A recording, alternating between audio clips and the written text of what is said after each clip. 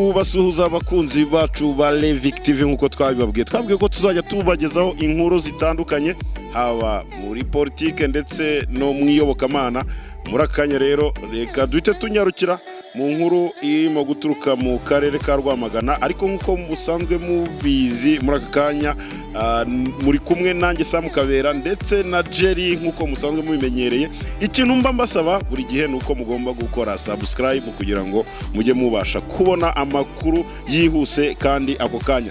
Mu karere ka Rwamagana rero harimo haravugwayo inkuru y'umugabo wamamaye benshi muzi cyane, uzwi ku izina rya Kwizera Evariste. Abenshi bamuzi umugabo wa Mukaperezida, niko bamuzi cyane. Iyo uvuze Mukaperezida uhita wumva Kwizera Evariste, aho babanye harimo ikinyuranyo cy'imyaka myinshi cyane.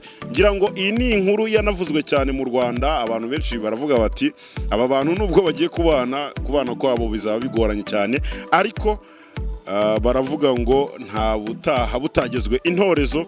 Muri akanya rero hari inkuru irimo kutugeraho ivuga ko uyu Kwizera Evariste washakanye na Mukaperezida amurusha imyaka, nkuko nemaze kubibabwira, yamurushaga imyaka 27, yongeye gutabwa muri yombi. Noneho akekwaho gukoresha imibonano mpuzabitsina ku gahato umukobwa yakoreshaga mu kabari. Tubibutse ko mu bihe byashize nabwo yari yatawe muri yombi akurikiranyweho icyaha cyo gusambanya umwana utarageze imyaka y'ubukure. Ngira ngo iki cyaha gishobora kuba kitaramuhamye, ariko kuri iyi nshuro noneho bari kuvuga yuko yatawe muri yombi akurikiranyweho icyaha cyo gukoresha imibonano mpuzabitsina umuntu ku gahato.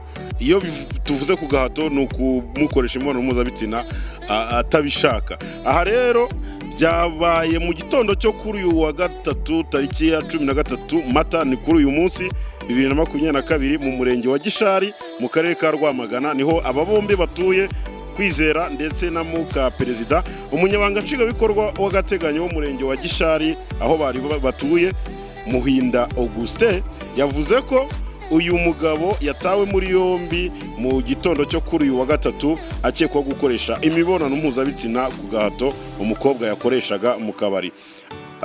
Uyu mugitifu aragira ati arakekwaho gusambanya umukobwa yakoreshaga mu kabari, gusa ntabwo biremezwa, haracyakorwa iperereza.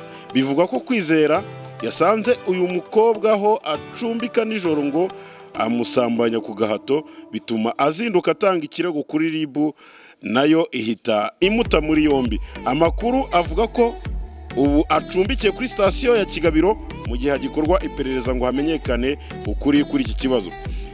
Si ubwa mbere uyu mugabo atabwa muri yombi, kuko no mu mwaka wa 2020 yatawe muri yombi akekwaho gusambanya umwana utaruzuza imyaka y'ubukure. Yabanje gukatirwa gufungwa imyaka 10, nyuma agirwa umwere ararekurwa. Kwizera yamenyekanye mu mpera za Mutarama 2019 ubwo yasezeranaga mu murenge n'umugore witwa Mukaperezida wamurushaga imyaka 25. Icyo gihe Kwizera yari afite imyaka 21, ari nabwo agisoza amashuri yisumbuye. Dukomeze tubabwire ngo icyo tubasaba no gukomeza gukanda subscribe kuri YouTube channel yacu Levic TV kugira ngo muzajye mubona amakuru menshi agaruka buri kanya. Keep watching.